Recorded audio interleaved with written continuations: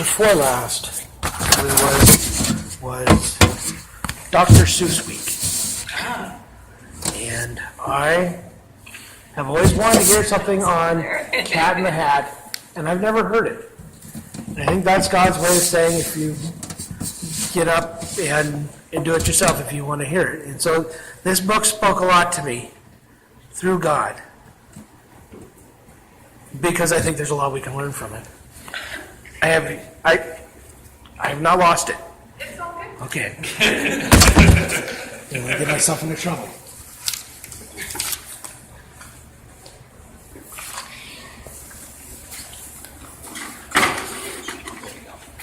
Oh, Andy. All right, The Cat in the Hat from Dr. Seuss. Are we recording? Yes, actually. The sun did not shine. It was too wet to play. So we sat in the house all that cold, cold, wet day. Witness. Wet day. I sat there with Sally. We sat there, we two. And I said, how I wish we had something to do. Too wet to go out, too cold to play ball. So we sat in the house. We did nothing at all. So all we could do was sit, sit, sit, sit. And we did not like it. Not one little bit. Bump! I really want to scare everybody with that bump, but it didn't work. And then something went bump. How that bump made us jump. We looked, and then we saw him step on the mat. We looked, we saw him, the Cat in the Hat. And he said to us, why do you sit there like that? I know it is wet and the sun is not sunny, but we can have lots of good fun that's funny. I know some good games we could play, said the cat. I know some new tricks, said the Cat in the Hat. A lot of good tricks. I will show them to you. Your mother will not mind if I do. Then Sally and I did not know what to say. Our mother was out of the house for the day. But our fish said, oh, no, make that cat go away. Tell the Cat in the Hat you do not want to play. He should not be here. He should not be about. He should not be here when your mother is out. Now, have no fear, said the cat. My tricks are not bad, said the Cat in the Hat. Why, we can have lots of good fun if you wish, with a game that I call Up, Up, Up with a Fish. Put me down, said the fish. This is no fun at all. Put me down, said the fish. I do not wish to fall. Have no fear, said the cat. I will not let you fall. I will hold you up high as I stand on a ball, with a book in one hand and a cup in my hat. On my hat, excuse me. That is not all I can do, said the cat. Look at me now, said the cat, with a cup and a cake on top of my hat. I can hold up 2 books. I can hold up the fish and a little toy ship and some milk on a dish. And look, I can hop up and down on the ball. But that's not all. Oh no, that's not all. Look at me now. It is fun to have fun, but you have to know how. I can hold the cup and the milk and the cake. I can hold up these books and the fish on a rake. I can hold the toy ship and a little toy man. And look, with my tail, I can hold a red fan. I can hop on the ball, but that is not all. Oh no. As I hop on the ball, thank you. That is not all. Oh no. That is not all. No, he's not remembering. He's got the other copy in his hand, so just don't get too prideful there. Don't be too amazed there. That is what the cat said. Then he fell on his head. He came down with a bump, and from there up on the ball, and Sal and I, we saw all the things fall. And our fish came down too. He fell in a pot. He said, do I like this? Oh, no, I do not. This is not a good game, said our fish as he lit. No, I do not like it. Not one little bit. Now look what you did, said the fish to the cat. Now look at this house. Look at this. Look at that. You sank our toy ship. Sank it deep in the cake. You shook up our house and you bent our new rake. You should not be here when our mother is not. You get out of this house, said the fish in the pot. But I like it. I like to be here. Oh, I like it a lot, said the Cat in the Hat to the fish in the pot. I will not go away. I do not wish to go. And so, said the Cat in the Hat, so, I will show you another good game that I know. And then he ran out, and then, as fast as a fox, yes, the cat in the hat came back in with a box. A big red box, wood box. It was shut with the hook. Now look at this trick, said the cat. Take a look. Then he got up on top with the tip of his hat. I call this game fun in a box, said the cat. In this box are two things. I will show to you now. You will like these two things, said the cat with a bow. And this is my favorite page in the whole book. I will pick up the hook, and you will see something new. Two things. I call them thing one and thing two. These things will not bite you. They want to have fun. Then out of the box came thing two and thing one.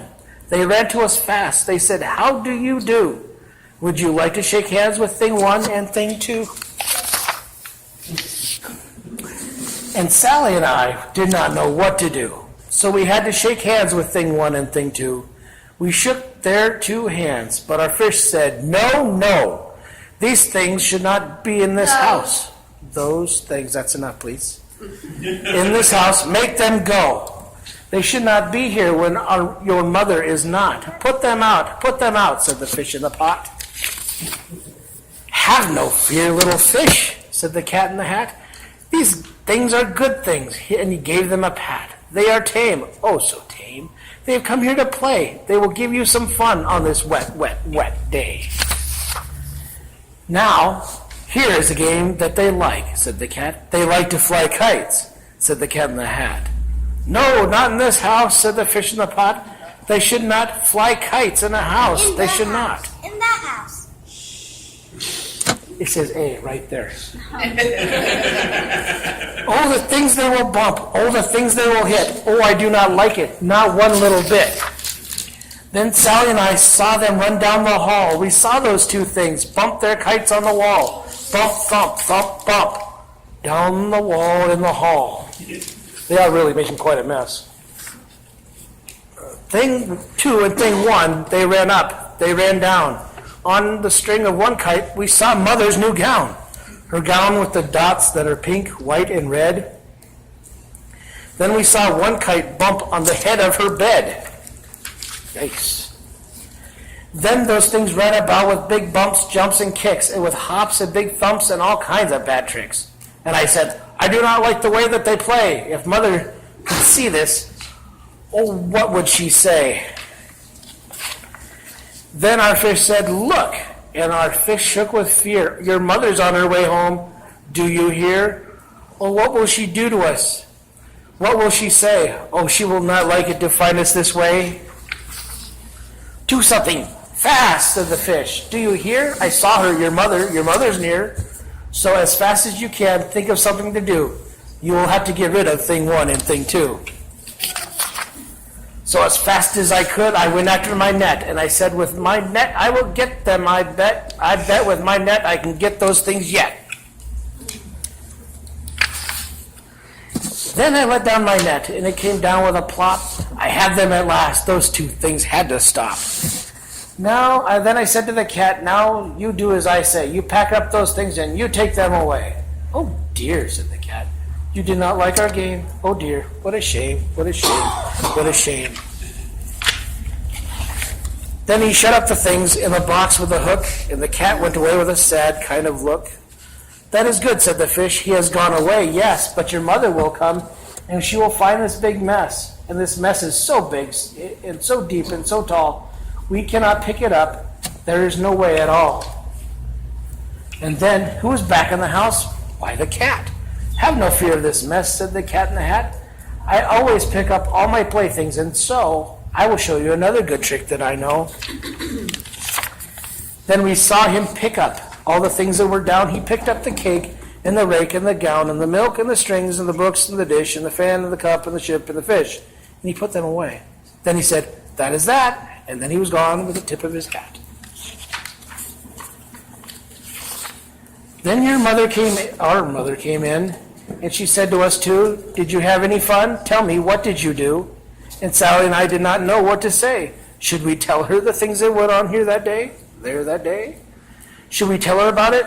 Now, what should we do? Well, What would you do if your mother asked you? And something struck me when I was listening to Ray last week. The very first verse of Galations. For some reason, I'm skipping right past Galations. Where are you? There it is. Of chapter 3, verse 1. Said, "O foolish Galatians, who has bewitched you that you should not obey the truth, before whose eyes Jesus Christ was clearly portrayed among you as crucified?" That very first part, who has bewitched you?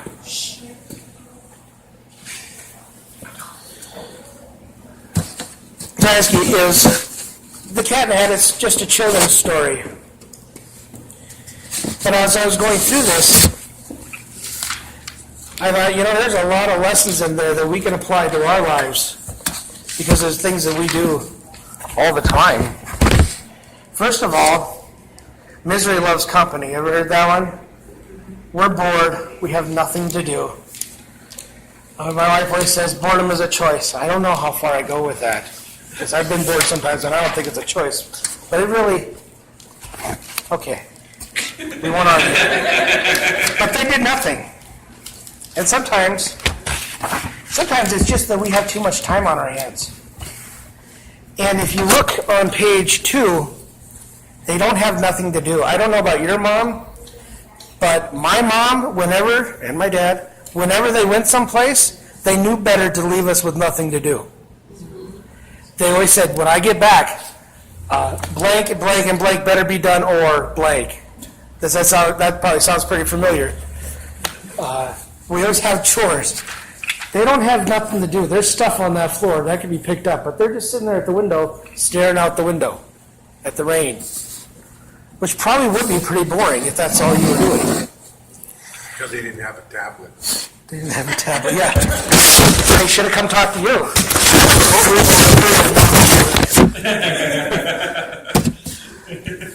So, what is it? Idle hands are the devil's workshop. And many times that's not altogether unbiblical. In fact, Proverbs is full of them. I pulled out a couple.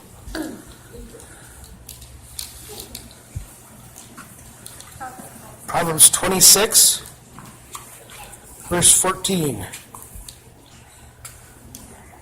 As the door turns on its hinges, so does a lazy man on his bed. That's one of the things that spoke to me out of this book. So, I think we could say that boredom is a gateway for trouble. Not just, physical. I mean, sitting around is not good for you. Not good at all. But there are other kinds of boredom too. You have financial boredom, you have emotional boredom, spiritual boredom. We had a youth speaker come in on, I think it was Monday, to speak to our children here at school. Young man from, I think he's from Texas. And he had a lot of decent things to say. One of the things he told the children, if you're not doing, I can't remember if he said good, or if what you're doing is not producing hope for yourself or somebody else, you're not doing good, what are you doing? And everybody was silent. And he finally, one person stood up and said nothing. He says, that's the right answer. If you're not, Jesus said it too, if you're not for me, you're against me. So we all know Jesus is good, so if you're not doing good, what are we doing? There's not really neutral. There's no real neutral ground here. And I'm sorry, I'll step out here. A lot of times I kind of like neutral ground. I don't feel like I'm losing anything. And I may not be giving anything, but I don't think I'm losing anything either. But that's not really so. I'm being spiritually bored. I don't know what I could do for God. I'm not asking God because God might tell me what He wants me to do if I asked Him. But even emotional boredom is tied with that too. How many people depressed? But we have a problem. The rest of the world, a lot of the world doesn't really talk about depression that much. They just accept it, they just kind of accept it as a mood or whatever have you. But here in the United States, we make a big deal out of being depressed. Because I think we have to be happy, happy, happy all the time. And I'm happy a lot.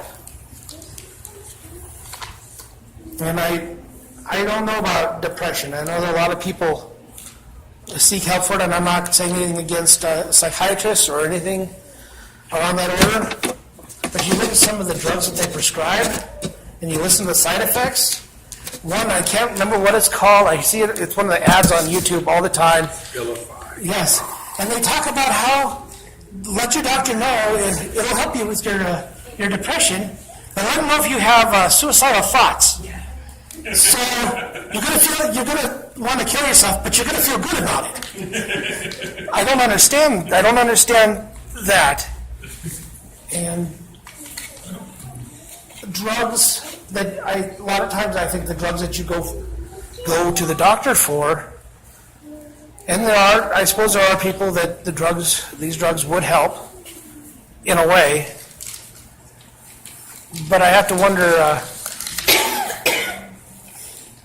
are they just covering up the symptoms? We were talking about this morning about symptoms. You know, a lot of what we do is treating the symptoms. If we have a cold, we can't do anything about the virus, but we can go and get cold medicine to help deal with the cough and help deal with the sinus, and that can help with sinuses. Sometimes comes back to time. Sometimes we just have too much time to dwell on our problems. And I think that's one of the big reasons why God wants us to work.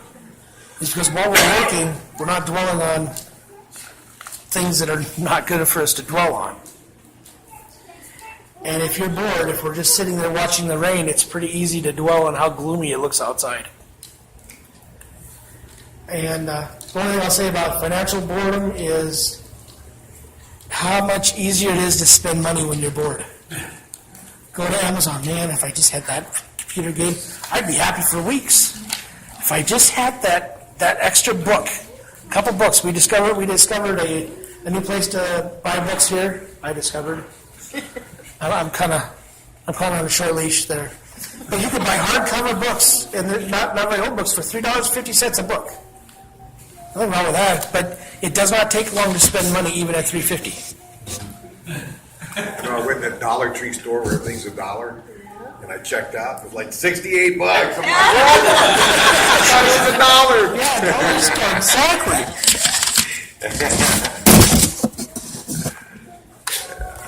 Spiritual boredom. I did find Proverbs again. There is so much good stuff.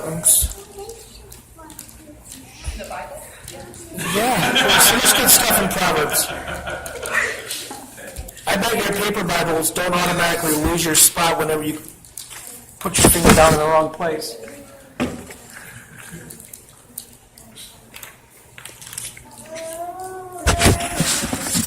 Laziness casts one into a deep sleep, and an idle person will suffer hunger. You always want something. Have you ever been listening to, like, say, Pandora or something, or been listening to worship music, and a song came on, and I thought, oh, I'm not in the mood for that one. Let's skip that one. Oh, not that one either. And you go until you find, now that one fits it. I like to tell myself that it's because maybe God wouldn't want to listen to me. I have my needs, and maybe my needs do need to be met. But sometimes it's just because I want to listen to the harmonica that I know is in that song, and I want to listen to that instead. Or been sitting in church and kind of go glazy-eyed as the worship leader is because that's just not the song. I don't really care for that song. I always say it's not the. We'll have to cover yours on this one. It's not the words. I just don't like the tune of that song. But if we had our worship leader really liked rap and rapped all our worship music, I was just saying the words are there. Are we worshiping God, or are we listening to music we like? And that's the problem that I have internally when anytime, doesn't matter where I'm at.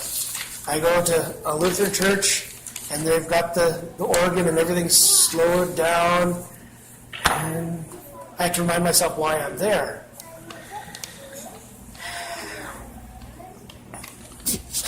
But the whole point about the boy and Sally, I don't know the boy's name, but his sister Sally they have work to do. They don't want to. And I think that's a lot of our problem. Is God has stuff for us to do, and we complain about, I don't know, I'm just not doing anything for God. I'm not asking him either, because he might give me something to do. Perpetual boredom. And then we hear a bump. Have you ever heard a bump? Bump. In this story, temptation came along with a bump. I just shut my book. That was very silly. Temptation came with a bump, and in the form of a cat. He didn't knock, but temptation doesn't always knock. Sometimes it does. Sometimes it arrives with a bang. Sometimes you don't realize temptation's there until you turn and, well, there it is. Yeah. Sometimes it's obvious, and sometimes it isn't. Sometimes it's there for a long time, and you're doing something before you even think about it. And he says, hey guys, I know you're down, but hey, I can make you feel better. Feel better. And yeah, we're a lot about feelings, especially here in the United States. I think we're really all about feelings. Something I've noticed about having friends that are from outside the United States is they don't put near as emphasis on how do you feel about that? How does this make you feel? Does this shirt make you, we're standing here with this shirt, does it make you feel okay, comfortable? I can go put on something else. A little uncomfortable with one of the wrinkles, but other than that, Here. I do try to cater to the audience, Oh, but your mom? Oh, she won't mind. She won't mind. You're going to have to cover your ears now. I got confession time. Yeah. Okay.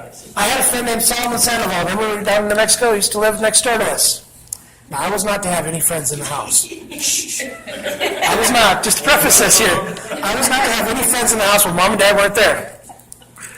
But Mom didn't get home till about 5 o'clock.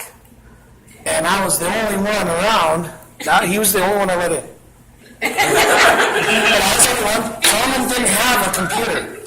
After he got his Nintendo, I went over to his house. But for a long time, I was the only one with a computer. Old Apple IIc with 128 kilobytes of onboard memory. and Oregon Trail, baby. Yes. Space Quartz. Joust. And the Goofy controller with 2 buttons. One on top, one on the side. Okay, now we got that established. I closed the gate, locked the door, because her unlocking the door gave us more time for him to leave. Because we had 2 doors. Down, you had to go down, and once he got down, if he was real quiet closing the door, he didn't actually have to be out of the house before she was in the house. Okay? They spoke to me here, so public confession right there. Really sorry, Dad. And if Mom ever watches this, ever listens to this one, I'll count that as a confession too. All the Worsech kids paying attention? Yes. I already told them the story once. Luke, Yes. send your mom to the car. There you go. Have you repented? Just now. I'm sorry about that. I won't let Solomon in my house anymore when my parents aren't We'll there. discuss this later. There's still one spanking left. Catch me first. Okay, but your mom, she won't mind. He talks about some good games we could play, some new tricks. New ways to sin. Not as bad as before. They're not as glaring. Where before everybody saw your sin, now we can kind of gloss it over. So it's not as bad anymore because it's socially acceptable now.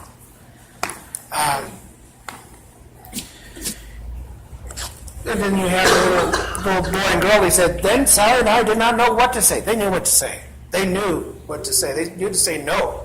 They didn't know what to do. When somebody takes the Lord's name in vain, especially if the person claims to be a Christian, we know what to say. A lot of times when I say, they'll say Jesus' name in a derogatory way, I say, oh, I'm sure he didn't have anything to do with that. and they'll usually stop. Oh yeah. Even I had a friend here. He moved here. Well, like he wasn't a Christian. He was Hindu, and they pick up on saying that right away. It's one of the matters they pick up. They say that on using his name in vain. And about halfway through the year, and he said something, and he shut the dryer door. He said that, and I said, I'm sure Jesus didn't have anything to do with that. He stopped. He looked at me. He says, you're right. I probably shouldn't say that. Well, if somebody who's not following a religion knows that he shouldn't be saying that, shouldn't we? We should definitely know better because we've been. But I don't know of anybody. I can say that in the past I have used that, and I haven't for a long time. But even some of this, I've even trying to get rid of the substitutes because you're still saying you're just saying something else. And so I've heard like. I'll just say, like Jiminy Crickets, you've heard that one? Yeah. Well, that stands for, that you're putting, I haven't heard that one. But it still stands for it. So it's a substitute. People still know what is substituting. And so I've been trying really hard in my life to get rid of those substitutes. So now I've been catching myself finding substitutes for the substitutes. I've been saying yikes a lot. Well, I'm substituting for the substitute. I really need to... Maybe I don't know how to deal with that. But, Say good night in the morning. yeah. Holy macaroni with cheese on top. Whew. Heard that one online. And the guys from Canada say, well, macaroni with cheese on top, eh? Pretty good, though. Sometimes we don't say things, though, because we're afraid of what they might say to us back. We're afraid of offending a lot of people. I can say I've not said things because I've been afraid of offending them. Or sometimes we just don't care to correct them. That's just what they do. Oh well. But that fish knew what to say. Yeah, you did. Like that he knew what to say, and he warned them. He spelled it out, what was going to happen, essentially. And they didn't listen. That fish in our lives, it can be parents, it could be friends, it could be the Bible. I mean, it could be that old small, still voice. But we don't always listen. I don't always listen. God's a gentleman, I've heard. He won't force it on you.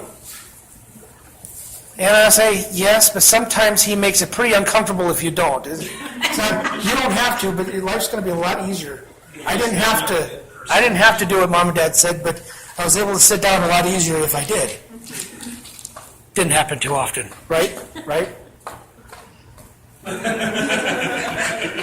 Now we just listened to a program on VCY called Crosstalk. And they were talking about a new Bible app for LGBTQ. And every time I hear somebody say there's an added letter on that. But, and people of color, I'm not sure who all it's meant for, everybody who they consider to be an outcast. So people can feel good when they read it. They say the Bible doesn't speak to them, but I say maybe it does. And maybe they don't like what they're hearing. I got a confession here too. A lot of times I don't like what I'm hearing out of the Bible. I read it, and sometimes I read it again just to make sure that I didn't read it wrong, because if I didn't read it wrong, that means I got to change something. A lot of times I don't like what God tells me. I can't say He's wrong. I won't say He's wrong, because He's not wrong. But I don't like it. That voice, that still voice, the words of advice, it's pretty easy to ignore when you don't like what the voice is saying. Later on here, he tells the boy and girl to don't be afraid. Don't be afraid. It's okay. It's not wrong. I've done this for years and it's never hurt me at all. Here, I can help. Thank you. See? I can help a lot. Okay. You got to pay attention here. Because the boy and girl here, they're not saying, okay, let's go do it, but they're not saying, hey, get out of here either. Sometimes us, by not standing up and saying no, is the same as saying yes. Guilty by association. Invitation. Now, I was going to wait till later to share this, but it actually fits in better here, I think. There was a story, and I have been trying to find it for years now. It was a skit on VCY, and it had a courtroom. And the defendant came in, everybody sat down, and they went through, it took about 20 minutes. They went through the entire proceeding, and they say, did you,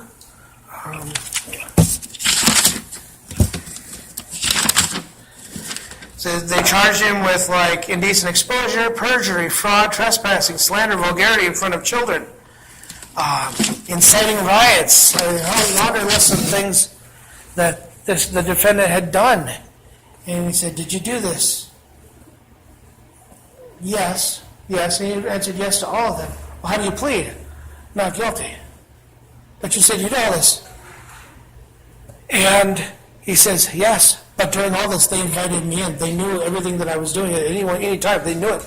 It turned out the defendant was a television.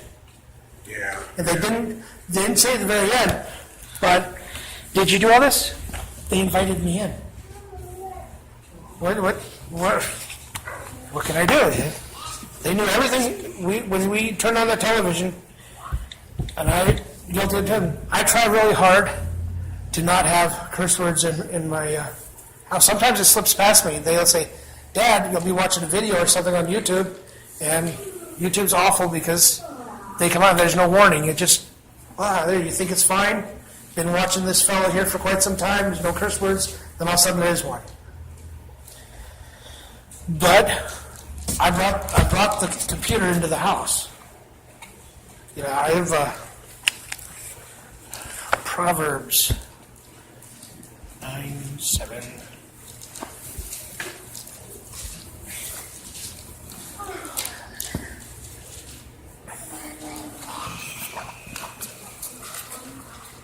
(9:17). I was wondering why that looks so funny.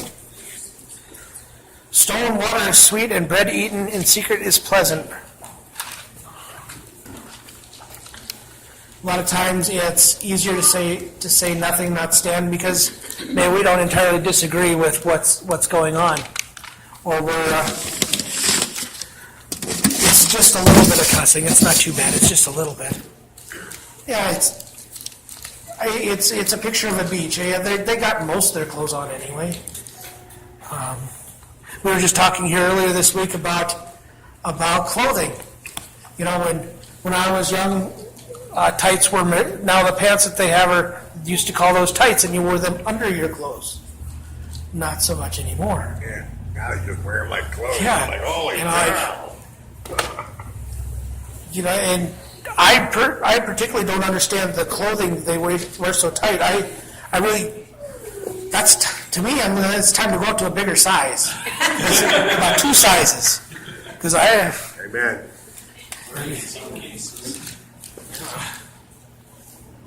But then on page 21, something interesting happens. He's showing us what all he could do, and he fell. Crash. Boom. And you know what? Mr. Limpet, the fish, was right. I had to look up the name because I couldn't remember his name. But he crashed. Now, how many times do we see somebody saying crash? And you saw it coming. I did that one time at school. A young man, we were actually in the little ISS room, and he said something about it's okay. It said something. Oh, it's okay about you shoplifting. I think we were talking about shoplifting. It was just a little bit of gum or something like that. I said, but you take that to its logical conclusion. What if next time you stole something a little bigger? And he was there, and I went on, and finally he stole a car. I said, what kind of car did you steal? A Lamborghini. I said, all right, that first better. That's grand theft. That's grand theft right there. So you get arraigned. They take you in there. The judge sets bail. He says, do you make bail? He says, well, yeah. Okay, who's going to set the bail for you? Well, my grandma. So what do you do when you go there? Well, he actually decided to run. So where are you going to go? California. All right, so now we went across state lines. They keep your grandma's money, by the way, because you just skipped town. And finally, he says, by the time you get done with that, follow this, and the whole time he went right along with me. I was like, this couldn't be any more perfect. I laid it all out for him. And you see that all started from taking something very small, and you worked your way up. Because right here, when this cat in the hat fell, that should have been the end of it. So we see what your game is doing, and it's no good. You need to clean up, put everything away, and get out of here. Or just get out of here, we'll clean it up. But they didn't. You watch drug use. How many here have lost somebody because they were using drugs? Just about everybody here could name somebody they know, or even somebody close to them because of alcohol, drugs. I mean, you don't have to raise your hands, but people who've had people kill themselves. Just about everybody here that I know of, has had somebody close to them take their own life. We know how it's going to turn out. But it happens again and again and again, even knowing. How many times we take a cookie out of cookie jar? We know when mom counts cookies. She knows how many are in there. What's going to happen when she has one cookie for everybody in there, and she only has 8 or 7? 8. Somebody ain't getting one.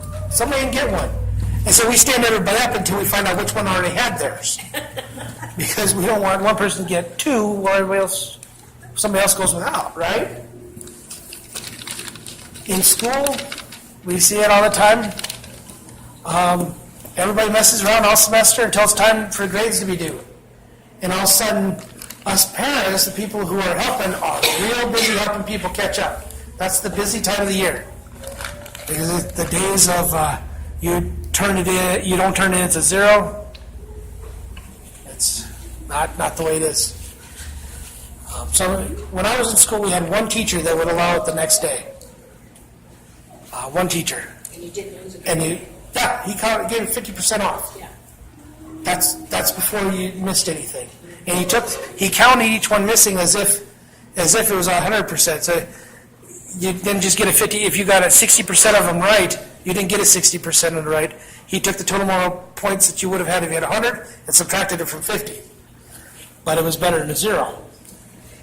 Zeros, well, they add up in the wrong way. But it's predictable because the whole semester you're telling the students, dude, you're going to be in here the last week. If you keep this up, you're going to be in here making up all this work. And, well, sure enough, they're in there the last week making it all up. And I'm not above I told you so. I seem to remember saying something about this. Alas, it happens anyway. Now the fish tried to make the cat go away. What happened? Well, the cat was there. He's having too much fun. He doesn't want to go. I don't want to go. Sin, once we let it in our life, the devil, we talked about last week. No, I don't want to go. I'm in. You let me in. You invited me. Well, you kick him out. He leaves. But guess what? He comes back. He doesn't just come back till he brought his 2 friends. The Bible actually says 7. The cat here only brought his thing 1 and thing 2. In his little red box. We didn't have to let him open the box, but we let him open the box anyway. And the devil will give you many reasons why you can't go. You really need... I know you're making money off of this here under the table, whatever. You could declare for taxes, but that's declared income, and you really need that income. You don't want to save out any for taxes. That's how it starts.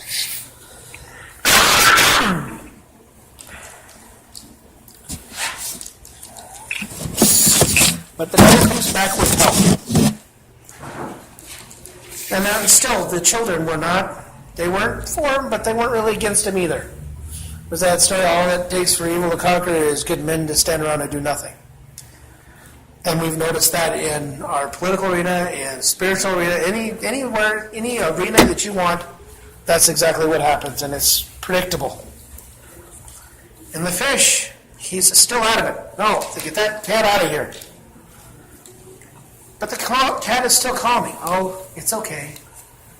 It's okay. Just there's no trouble here. Just one little drink isn't going to hurt you.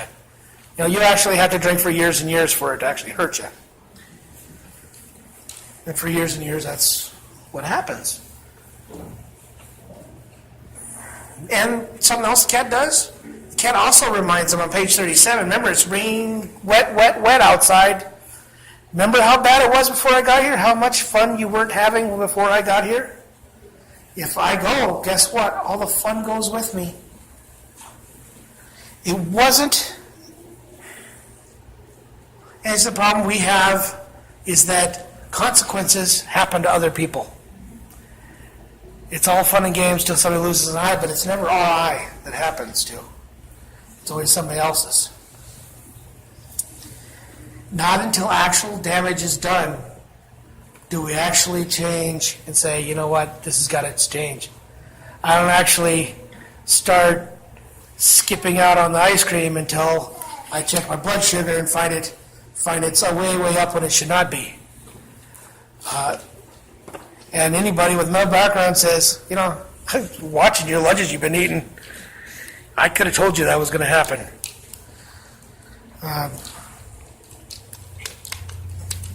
Then we tell them to stop. Then mom is at the door. So they quit catch thing one, thing two, get them out of there. Say, cat, get out of here. So the cat goes, but now, yeah, you did that, that's good, but what do you do about the mess he made? There's going to be consequences for that. Well, the cat came back and he covered it up. He cleaned it all up with a sympathetic ear, yeah. Cleans it all up, and out he goes. He walked away. And mom came in after the cat left after cleaning there. Do you think that they told her what happened? I don't think so, because anybody who knows Dr. Suess knows the cat came back again. And he made a bigger mess than he did the first time. He actually messed up the snow in the entire neighborhood. Turned it all pink, right? Yeah. Pink.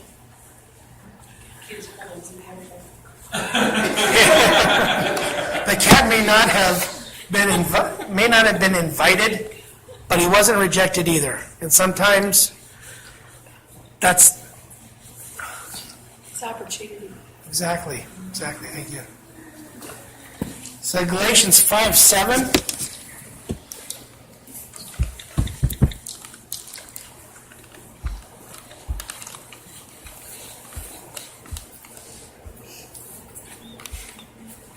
Galatians. You ran well, but who hindered you from obeying the truth? Very similar to the way chapter 3 started. Who hindered you from obeying the truth? Can't blame the cat. You know, when cats cough up hairballs and knock things off the counter, who brought the cat? Dogs chew on the furniture. You bought a puppy, he chews on the furniture, tears your every left shoe out of your stack, chews them up, and you got no underwear left in the drawer.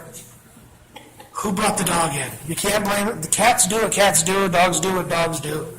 It's nature. It's what God made them. But you knowing what that cat would do or the dog would do, invite it in your house. We're responsible for the cat in our own lives. And something about spiritual boredom. It really should have been earlier, but you can hear it now. God's word is good anytime, right? Amen. It says, let no one deceive you by any means, for that day will not come unless the following way comes first, and the man of sin is revealed, the son of perdition, who opposes and exalts himself above all that is called God or that is worshipped, so that he sits as God in the temple of God, showing himself that he is God. Do you not remember that when I was still with you, I told you these things? And now you know what is restraining, that he may be revealed in his own time. For the mystery of lawlessness is already at work. Only he who now restrains will do so until he is taken out of the way.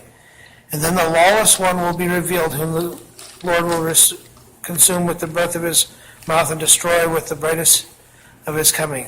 The coming of the lawless is the working of Satan, with all power, signs, and lying wonders, and with all unrighteousness, deception among those who perish, because they do not receive the love of the truth, that they might be saved. And for this reason, God will send them strong delusion, that they should believe a lie, that they all may be condemned who did not believe the truth, but had pleasure in unrighteousness. Signs and wonders. It was full of signs and wonders, and it was a delusion that they followed. Spiritual boredom. I think it's in Timothy, talks about tickling ears. They want to hear what we want to hear. And so my advice to you, now when that cat comes back, don't be like the boy and the girl. Take a stand, lock the door, and clean the house. And that's what we have today. Father God, we thank you for the day that you provide to listen to your word. We ask that you help us to take a stand in our lives against sin, and for those who are not as fortunate as, and for those who don't know you. Lord, help us to not keep your word in this church, but to take it out amongst those who surround us. Lord, we each have a ministry, and I pray that you help us tend to it. Lord, in your name we pray, amen.